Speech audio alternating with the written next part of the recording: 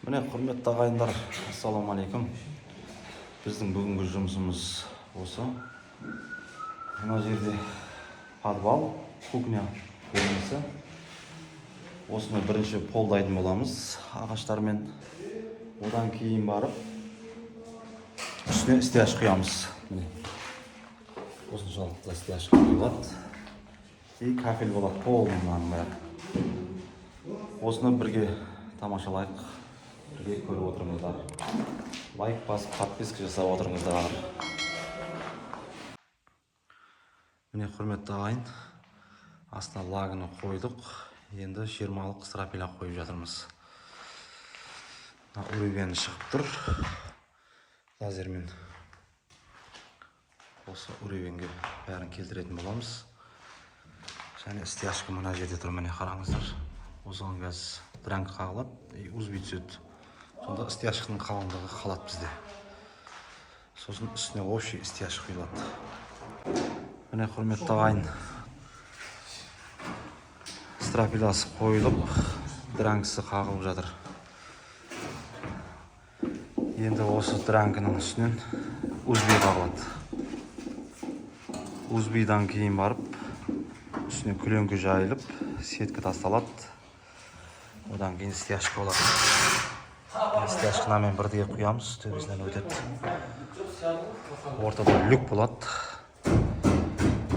Сонымен үсті полный кафельге дайын болады. Мына жақтың бәрі кафель болады. Мына жаққа қарай да кафель болады. Холдың осы жерінен бітеді кафель. Ары қарай 12-лік паркет болады.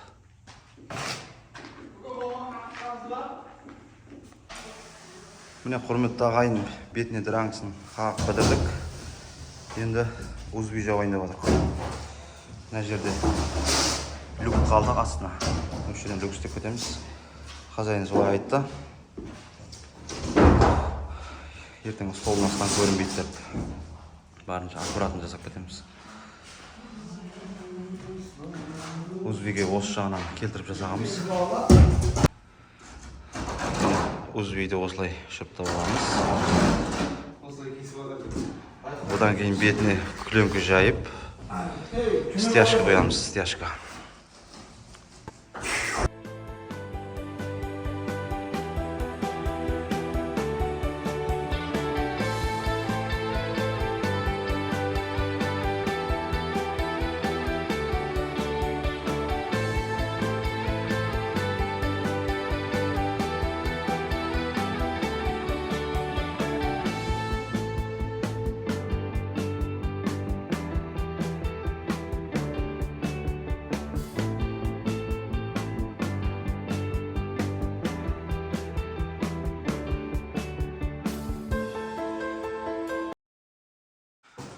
Міне құрметті ағайын, узбиді бітіріп, бетіне күленкі жайып, мына жерге люкті жасап қойдық.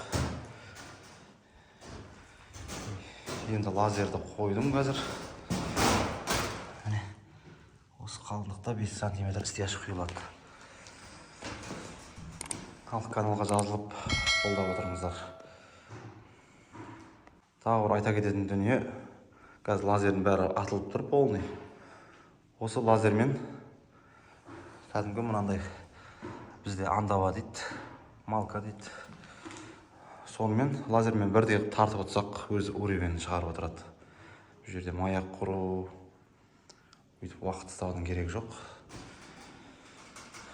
Сол ағайын.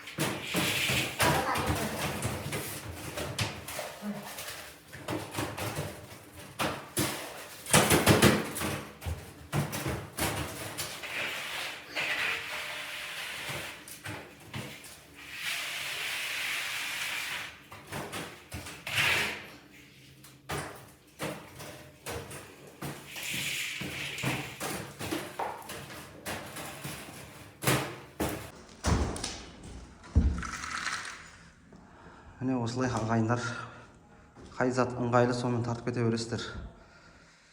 Главный лазерден көтеріп бермесеңіздер болды. Кафельді тағы да уровеньге қоямыз.